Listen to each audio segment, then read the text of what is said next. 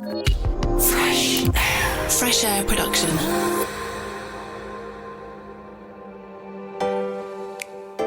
Hello, and welcome to Fresh Ears from Fresh Air. I'm Neil Cowling, the founder of Fresh Air, and the point of this series is to pick apart the work we're doing in creating podcasts for brands, in the hope that it helps other people who are also looking to create their own podcast for a brand or business. Podcasting is very fashionable, and rightly so, because it's absolutely brilliant. It's in-depth, intimate, portable medium with a loyal and self-selecting, super engaged audience. It's also hard. It's hard to get right, it's hard to make big, and it's hard to measure. So we're a bunch of experienced radio producers and audio obsessives who decided a few years ago to put our focus squarely onto creating brand-funded podcasts. We start by understanding the reasons why a brand wants a podcast in the first place, and then work hand in hand with them all the way through from creating the concept to being live across Apple, Spotify, Google, and 1,000 other podcast platforms. In Fresh Ears, we choose one of our projects and talk it through with the client and the producer so that we can get to understand it better, pick out the tips and tricks behind a successful branded podcast, and find out why it worked. The hope being that both we and you listening can learn at least one thing, and hopefully more than one thing, from the process. In this episode, we're going to talk through one of the shows we're most proud to be associated with. It's I Am, I Have by Happiful Magazine. So I haven't spoken about this online before, so this is going to be like an exclusive. But I'm in a really weird space with my body. So I'm like plus size. I'm in eating disorder recovery. But I was in therapy a few months ago and I was like, I just want to like let my body go. My therapist was like, what does that mean? And I say, well, this is my protection body. This is the body that I've used to heal my issues with food. And I've had to nest and sort of like burrow like a little animal and feed myself because I'd neglected food for so long. Because I used to be like 6 stone lighter because I was very unwell. And I was like, and I'm in this space where I'm looking at myself. I'm not seeing who I am. Like, I don't match what my soul feels like, and I'm finding that really difficult.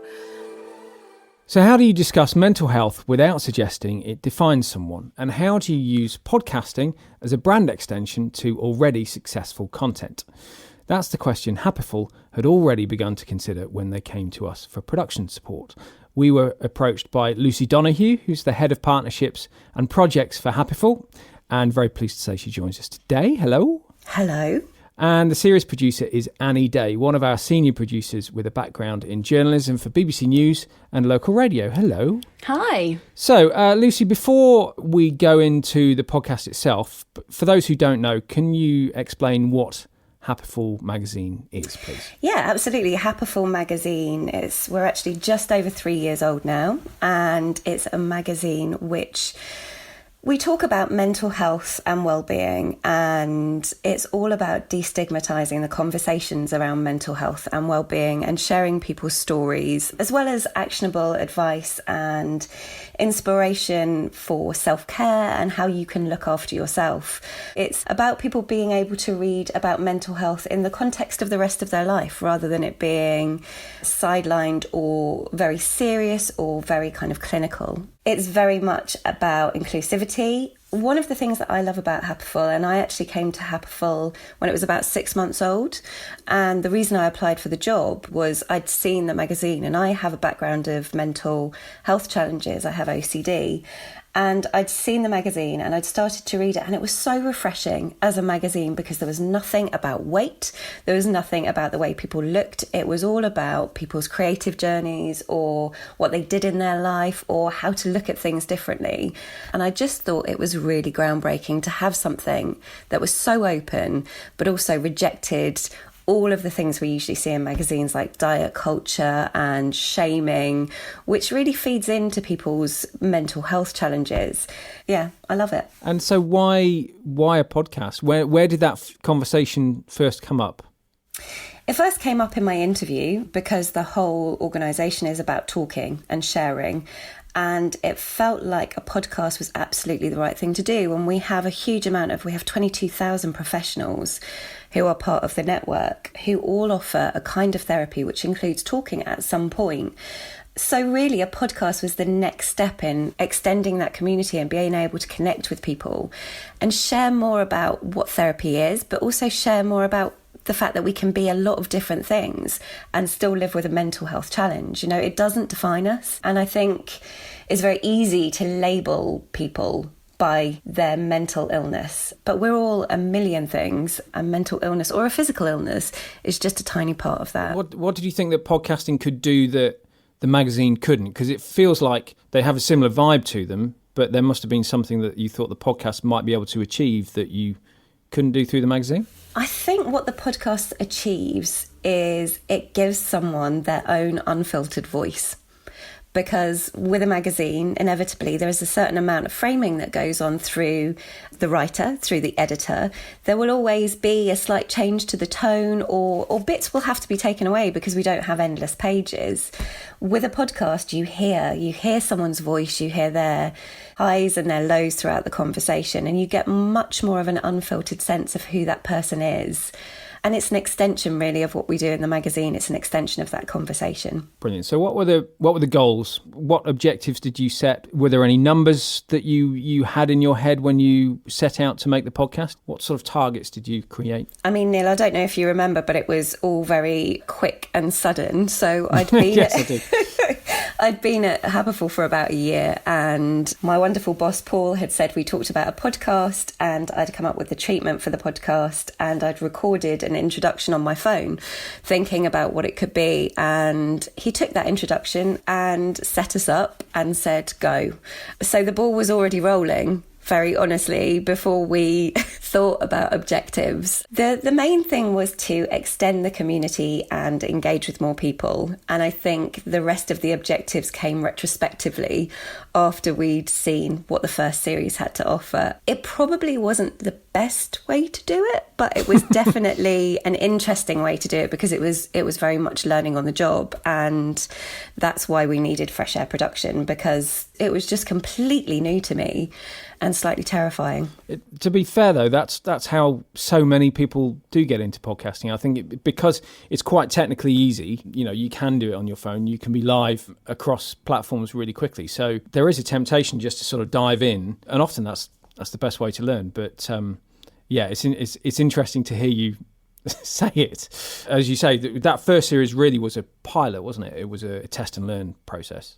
It really was, and I think we could have tried to do it ourselves, but, you know, we already have the magazine, which is a certain quality, and to come out with something that was talking about mental health and encouraging people to be so open, they had to have that reassurance that they were being...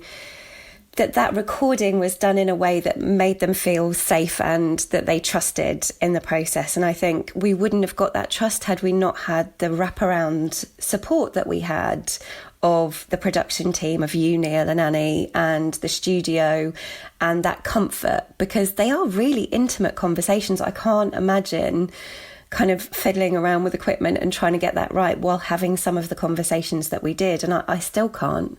Let's bring in Annie. I think we have a fantastic pool of producers. We allocate them to the right project based on their experience, sometimes because they have a specialist knowledge such as science or music, and sometimes it just feels right, to be frank. And I think it's fair to say that, Annie, we put you on this because it was a nice personality fit, and it was all about the relationship between you as the producer and Lucy as the presenter, wasn't it? Yeah, and I think that probably from after about the first 10, 15 minutes, it felt to me more like a team and a very quickly developing friendship rather than just me sitting one side of the glass sort of telling Lucy what to do. We laugh continuously throughout our recordings, and I think that connection is really important, and you can't buy that. You know, it helps that we've both got dogs, so we've got things in common that we now talk about together on WhatsApp all the time. So it's a friendship that's developed outside of the studio, and I think that really helps the production. I mean, we should be clear here at this point that Lucy isn't just head of partnerships and projects. You present the podcast yourself, Lucy, which I guess may have been out of necessity to start with, or again, that sort of experimental thing. But how did you find diving into the presenting as well as everything else that you do at Happiful? I think it was partly out of necessity because Happenful, we're a tiny, tiny team, but I'm really passionate about podcasts and have listened to podcasts for a really long time. And there is something about not having a visual, just listening to people's voices that's so intimate. And I really wanted to be part of that. I wanted to try that. And to be honest, it's the thing I love the most about my job now. And long may it last, because I learn something every single time we do an interview. It was tough at first, and I'm so glad that you were there, Neil, because there are things that you wouldn't know about the way you speak. So your tone, how quickly you speak. I really was quite emphatic about the way that I would respond to people when they were speaking, because they were saying quite sensitive things. So I wanted them to know that I was listening. And Neil very gently helped me not to actually make sounds when I was doing that. So yeah, it was a huge learning curve, but it's something that I absolutely love now. And yeah, long may it last. So, Annie, Lucy presents it. Lucy sets up the guests. Lucy knows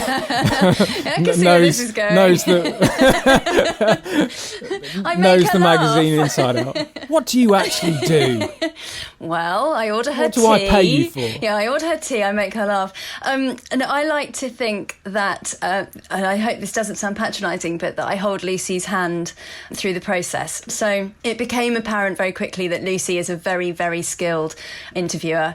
She's done it in print for years, and she knows how to ask a really good question in a really sensitive way. But she's not used to being in a studio. She's not used to having a producer, an engineer, possibly a member of her team, and a guest all staring back at her when she's doing her job. It's a strange situation to be in when you're used to probably just being either on the end of a telephone with a guest or just being one-on-one in a room. So I feel like my job really is to bring all of that skill set from print and bring it over into the studio and make her feel as comfortable as possible, and to bring out her natural warmth and make her feel relaxed. And that feeling then, I think, rubs off on the guest, and it comes out in the audio as well. And, you know, basically at the end of the production, offer her a bit of advice, give her honest feedback. So, you know, not everything works brilliantly first time. We have to record pickups when we're recording links, but make Lucy feel like she's not failed, she's not let anybody down. It doesn't matter if we overrun slightly, and that I enjoy what she's doing, because it's strange being in that little glass box with the little foam microphone in front of you. You've got no audience reaction, so I have to be that audience for her. So if something's funny, I have to laugh, and I have to make sure she can see me laughing. If something's moved me, it's really important that I tell her that it's moved me. And my job isn't just to sit there, take the few notes, take the audio, go home and chop it up. My job is to listen really carefully. So if something has resonated with me, the chances are that's resonated with the listener as well. Is it also something you have to do with guests as well? Some of them will be very experienced, some of them will be quite new to it. Presumably there's an element of working with the guest as well as Lucy. Yeah, I think so. And you're right, some of them are very well accomplished and have done massive TV interviews, and some may have just written their first book and they're visibly very, very nervous. So yeah, my job is to put them at ease, welcome them. You know, you it sounds silly, but just offering somebody a cup of tea or a biscuit, I think that's really, really important. And I like to do that as well as Lucy, because Lucy's worrying about what she's going to say. But as I said, it is a team effort. So the more people that make a guest feel welcome and feel relaxed and comfortable, the better. So we take away all the technical aspects of it. Always got a brilliant engineer with me, and we work together very closely, and it means that Lucy doesn't have to worry about that. Lucy doesn't need to talk to them about levels and don't sit too close, don't do this, don't do that. We do all of that for her, so she can just sit there, ask the questions, listen, and doesn't, you know, just takes all of that worry away from her. I think the other thing is Annie's listening helps at times when I have become very focused on the person in front of me. So there was one example that I just wanted to talk about, which is Lara Podelska, who talked about ADHD, and she was talking about her experience with it, and I was really listening to how it felt for her. And Annie just asked me if it was important for her to talk about it, and it wasn't a question that I thought about because I was so focused on her emotion in that moment. And I asked her, and she actually relayed that it was the first time she'd ever spoken about the fact that she had ADHD. I have never spoken about it publicly. ADHD is just a symptom that I have, and this is the first time I'm speaking about it, and it's really liberating, and it's really quite nice, and I hope it brings a sort of it lessens the stigma that kids with ADHD often have, and adults as well. Having that second pair of ears means that we can throw open a conversation that would have been much more closed, because I'm so focused on that person. So Annie does everything that she just talked about, but it's also that experience of someone who has been doing it for a long time to ask the question that might not be the obvious one to me. So let's talk about the format of the show, because I think it's a really interesting format, and you came up with it before we got involved. So can you just describe it a bit and why you think it works? Yeah, so I wanted to have a format that had pillars to it so we could progress through the conversation, but starting off with questions about what is important to someone before we talk about their mental health, because mental health or mental illness is a part of who we are. So people who we interview send 3 I ams in advance, so it might be something they're passionate about.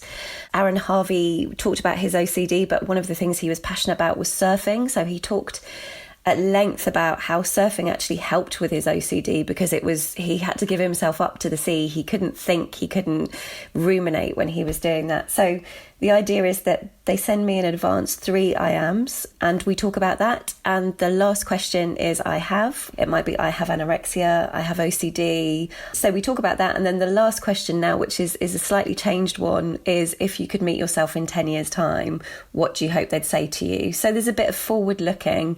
When people leave, they need to leave with feeling like they've come to a place of rest on that conversation. I don't want that to sound too earnest, but actually I think you have a duty of care when you chat to people about their mental health, not to have them leaving the studio feeling worse than when they came in. So you've got this 2-part format though. So the main episode you've already talked about, I am, I have, but you've also done these I am, I have, how it helps. Can you explain those as well? Because those are almost sort of bonus episodes, aren't they, of the podcast? They are. So these are with our members from the directories.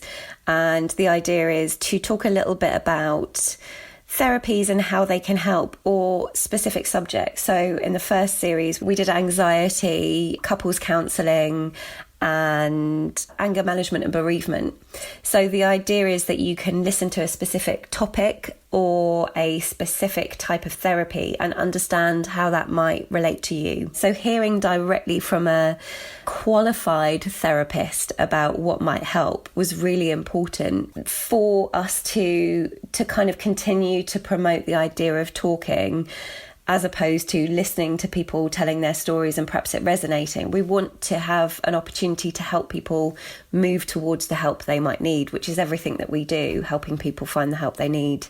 And you said earlier that you'd sort of retrospectively thought about the objectives of the podcast, having dived in sort of feet first. Is that idea of readdressing people's impression of therapy alongside raising the brand awareness of the magazine? Are there now sort of multiple objectives to the podcast, do you think, or different objectives to the different types of episode, perhaps? I think it's all about growing the community and having a touch point wherever people want to make a connection with us. So we've seen it as an extension of some of our lead interviews. So Munro Bergdorf, Grace Victory, Megan Crabb, we were able to extend that interview and talk more about some of the themes by having the podcast as well as the lead articles. So the two kind of fed into each other. Definitely with I Am, I Have, it's about making people aware of the directories and the fact that they can engage with professionals through the directories. And also, very honestly, it's helped, along with the magazine, and the magazine team are so small and do such amazing things, it's helped us to grow Happiful as a brand, because one of the things is that publicists have been really open to working with us on the podcast because they see the immediate benefits of a podcast. And it's an extended interview with someone. And as I said earlier on, it's someone's own voice. So one of my favourite episodes is Rose Mcgowan, when she was launching her book Brave, which talked about her childhood, but it also talked about the Me Too movement and the issues she'd had with, and I'm going to call him the monster because she refused to name him in the book, and I don't want to either. But to hear her perspective on that without any kind of other framing was such a privilege. And I think that she's been done a massive disservice in the media, and a podcast can do that in the way a written piece can't. We heard her voice. We heard her talk about the fact that she makes a good tomato pasta. We heard the fact that she loves reinventing herself or looking at what she's doing. We just saw a different side of Rose that I don't think we could have really got across in print. I think probably if you spent time with Citizen Rose, you'd see more of, the spectrum. But I'm not partly to blame, but the way I was presented for so long was artificially and not true to who I was at all. But I shrank from it, and I didn't really, a lot of people would go on talk shows and reveal these things about themselves, and I never did that. I was always very private, and I hated how I was portrayed. So I didn't, and I knew anything I said would be misconstrued. And of course, the media, presents a really one-sided, one-dimensional aspect to a character without stopping and asking, why does this person have to behave this way? Why is this person angry? She's a really good example because she's very well known in the Me Too movement, and she touched on it. But actually, one of her I ams was something like, I am funny. And her subject matter was really hard-hitting and it was really tough. But we laughed out loud a lot during that interview. And I didn't go into that interview thinking it was going to be a funny interview. I didn't think we were going to come away having laughed as much as we did. But her true character came out and we saw a totally different side to her, to the one that we were expecting, and undoubtedly a different side to what the audience would be expecting. So you do often get an element of surprise, and it's clever because it gets people to think slightly differently about their subject, and often it's subjects that they've talked a lot about. And the other thing that I think is really important is Lucy's referenced her own OCD. It gives her a chance to bring in her own personal experiences. That really resonates with the guests. You can see that they really like it when Lucy mentions that. And it's absolutely going to resonate with the audience, because if you're at home listening and you know that the person asking the questions knows exactly where you're coming from and what you're thinking as well, that's really powerful. And I think that whole format really plays into that, and it plays into Lucy's skill as an interviewer as well.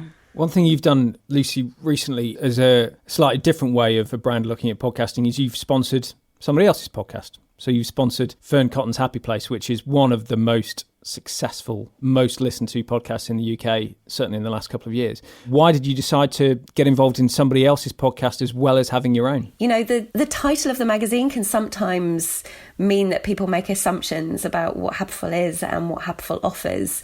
And so it was really a bit of alignment there to share what we do and our passion, our authenticity to the widest possible audience. And I just knew there was something really special between the audiences that came to Happy Place and the potential for Happiful. And I really respect what Fern does. It's a very, very open, conversational format where she does something that allows people to just share what they want to. And I really wanted to align what Happiful does with that kind of conversation, because it's about that. It's about that human connection.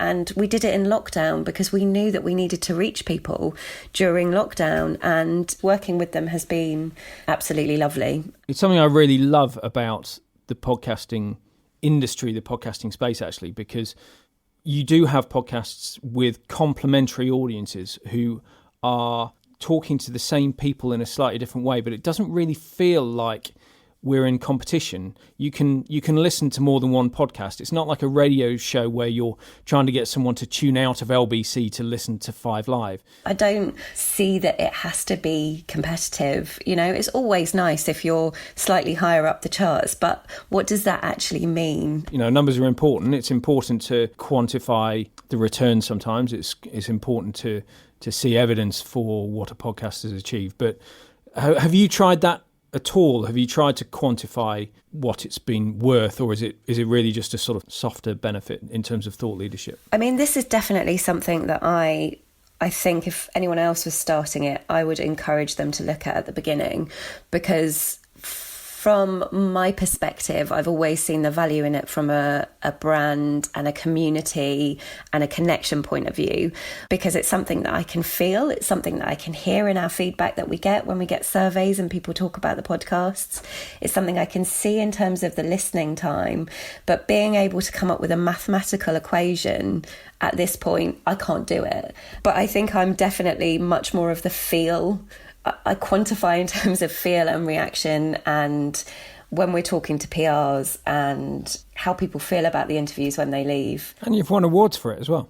We did. Which is a genuine benefit, isn't it? We did. We won the Independent PPA award for it last year, which was a real highlight, actually. And yeah, it was really nice to get some feedback from the industry as well on what they thought about it. So yeah, that was a real bonus. The other way that the podcast has been sort of enlarged on is you created an I Am, I Have live event where we had a whole day of guests and speakers come in.